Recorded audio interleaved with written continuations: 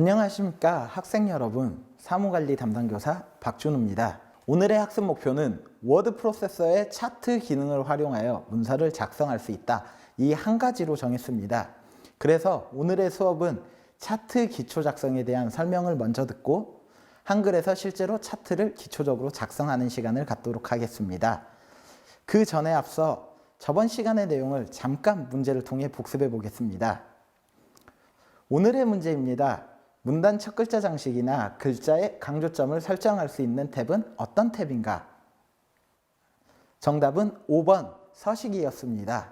서식 탭에는 문단 첫 글자 장식이나 강조점 이외에도 문단 번호 모양 등 다양한 기능을 활용할 수 있으니 꼭 기억해 주시길 바라겠습니다. 이제 오늘 수업 내용을 시작하도록 하겠습니다. 오늘의 수업은 차트에 관련된 내용입니다. 여기에서 차트라는 것은 표의 내용을 시각적으로 보기 좋게 하기 위해 사용하는 기능을 말합니다.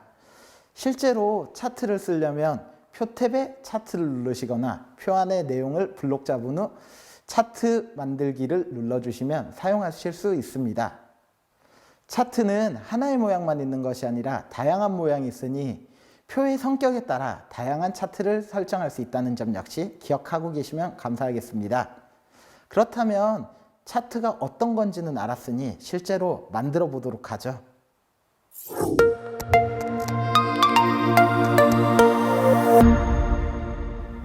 예, 12차시 실습 시간입니다. 이번 실습 시간의 내용은 차트의 기초적 작성입니다.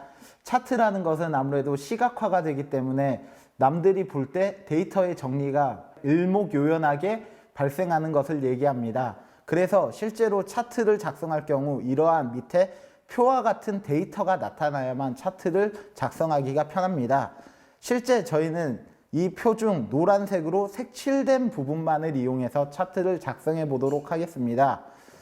차트의 기초적인 작성을 위해 표의 색칠된 부분을 먼저 블럭 처리하셔서 잡아주시기 바라겠습니다. 그 후 마우스 오른쪽을 누르시면 차트 만들기라는 기능이 있습니다. 차트 만들기 기능을 누르시면 실제 밑에는 이러한 형태의 차트가 발생하게 됩니다. 하지만 위의 차트 모양과 아래 차트 모양이 너무 많이 다르죠? 그래서 이 모양을 통일화시키고자 차트를 더블 클릭하시면 실제로 이 포인터가 뒤쪽으로 가게 되는데, 이 뒤쪽으로 간 상태에서 마우스 오른쪽을 클릭하시면 차트 마법사라는 게 뜹니다. 차트 마법사를 한번 눌러보도록 하겠습니다. 차트 마법사를 보시면 실제 이러한 여러 가지 차트 모양들을 선택할 수 있습니다. 그중 저희는 가로 막대형 차트 모양을 원하기 때문에 가로 막대형을 클릭하시고 여기에서 가장 비슷한 차트 모양을 클릭해 주시면 됩니다. 저희는 맨 처음에 있는 모양이 가장 비슷하므로 맨 처음에 있는 모양을 차트로 지정하도록 하겠습니다.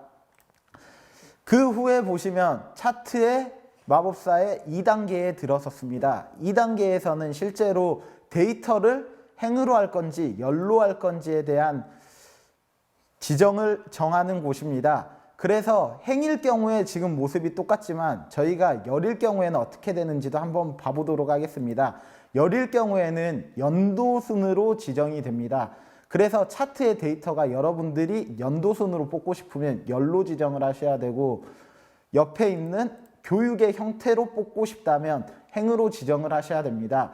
실제 학생 여러분들이 가장 많이 하는 오류 중에 하나가 행으로 지정해야 되는데 열로 지정하는 경우가 많고요. 열로 지정해야 되는데 행으로 지정한 경우가 많으니 제시된 차트 모양을 꼭 확인하시고 자신의 차트 마법사와 형태가 똑같은지 한 번 더 확인을 해 주시길 바라겠습니다.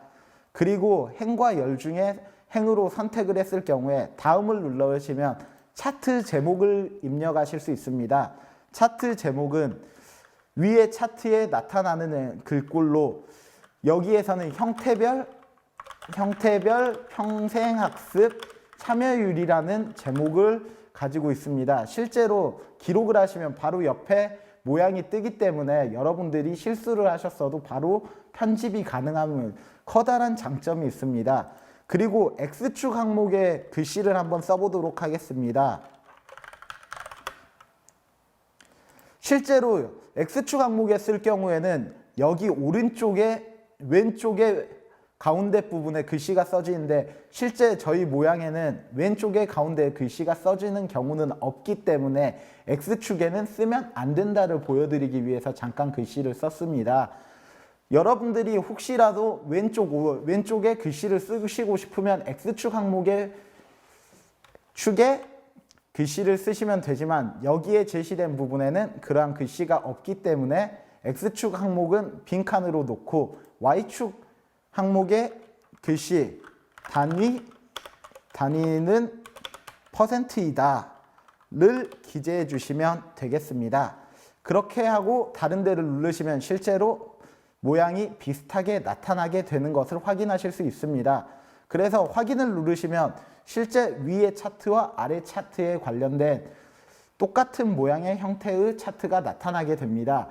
이러한 차트는 실제로 제목을 여러 가지 형태로 변형을 시킬 수도 있고 혹은 범 내에 선을 그을 수도 있고 글꼴을 변형시키는 것 등 다양한 형태 변화가 가능합니다. 하지만 이번 실습 시간에 모든 것을 해결하기 위해서는 시간이 너무 부족함에 따라 다음 실습 시간에 차트의 편집에 대해서 배워보도록 하겠습니다. 학생 여러분들은 혹시라도 여기까지 모양이 안 나오셨을 경우에는 수업이 끝나시고 혼자 스스로라도 꼭 여기까지 실습을 진행해 주시길 바라겠습니다. 그럼 12차 시 실습을 이것으로 마감하도록 하겠습니다. 여러분, 실습을 따라하는데 어렵진 않았나요? 여기까지 잘 따라오셨다면 큰 어려움 없이 실습을 끝냈을 것이라고 생각합니다. 어려운 부분이나 이해 못한 부분이 있다면 수업이 끝난 후 다시 따라해 보는 것도 좋겠죠? 이제 오늘의 수업 내용을 한번 정리해 보도록 하죠. 오늘은 차트 기초 제작에 관해 다뤄보았습니다. 차트는 표를 더욱 시각화하여 문서의 집중도를 올릴 수 있다는 장점 다들 기억나시죠? 또한 표 없이 차트 작성이 가능하지만 여러분들이 일일이 엑셀로 데이터를 넣는 게 복잡하니 학생 여러분들은 차트 작성 시 표를 이용하는 것을 추천드리겠습니다. 다음 시간에는 이러한 기초 차트가 있으면 차트 편집 방식도 있겠죠? 그래서 차트 편집에 관해 배워보도록 하겠습니다. 지금까지 수업을 듣고 실습을 따라 하시느라 고생하셨습니다. 감사합니다.